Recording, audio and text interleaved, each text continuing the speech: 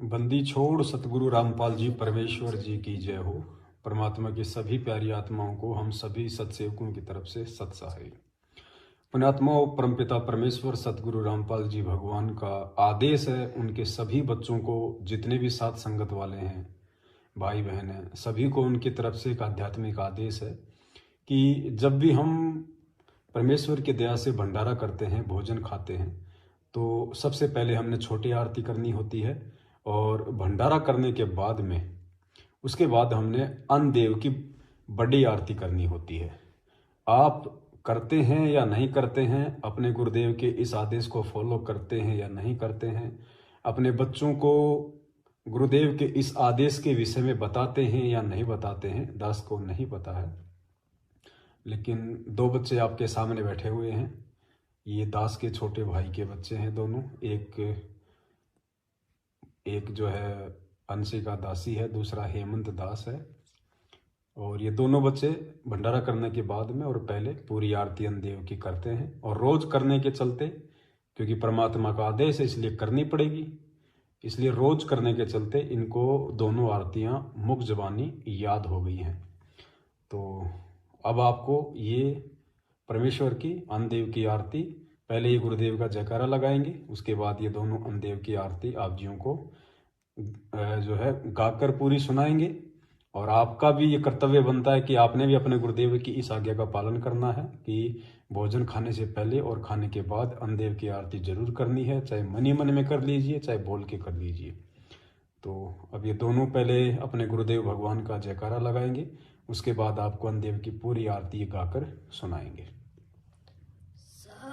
साहेब बंदी छोड़ सतगुरु रामपाल जी भगवान की जय हो। पाया प्रसाद मन व्याती रक्षा करे सतगुरु में सत कबीर आरती अन्न देव तुम्हारी जैसे खाया पले हमारी रोटी आदि रोटी अंत रोटी कुरगांव संत रोटी मध्य शिक्षा साध रोटी देवा रोटी के बाजा दूर रोटी अंत लोग भरपूर रोटी के राठारम रोटी के हरण कम रावण मंगन गया चून ताते लंग भई वैरून मांडी बाजी खेले जुआ रोटी पर करो पानु मुआ रोटी पूजा आत्म देव रोटी परमात्म से रोटी के सब रंग रोटी बिना ना जीते जंग रोटी मांगी गोरखनाथ रोटी बिना ना चले जमात रोटी कृष्ण देव गुफाई ताते से 88 की उदय मिटाए तुम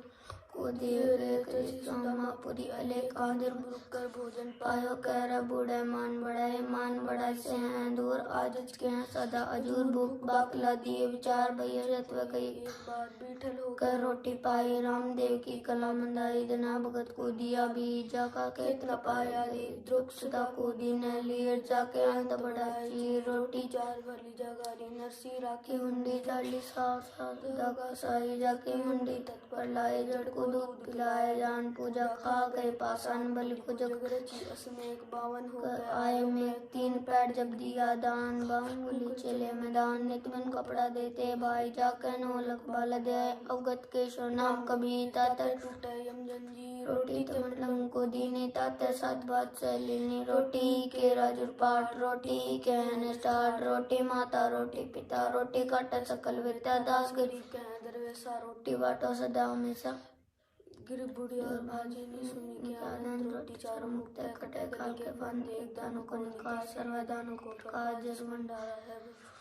दूर हुआ संतोषी पावा जाके वास में 3 लोक में समावेश सत साहिब बंदी छोड़ सतगुरु रामपाल जी भगवान की जय हो। सत साहिब पुण्यात्माओं, आप जी भी ये प्रयास कीजिए, क्योंकि ये परमेश्वर की यथार्थ सत भक्ति है।